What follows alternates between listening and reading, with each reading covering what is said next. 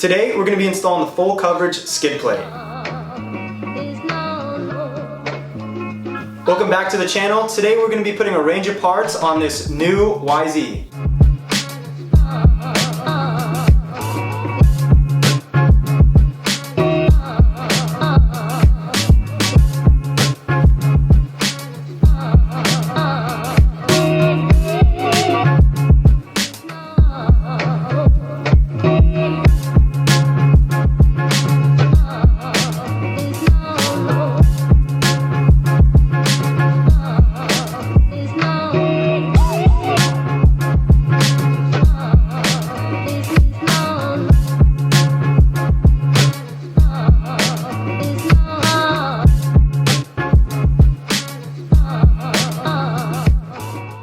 With just a quick few minutes, now your bike is well protected and race ready.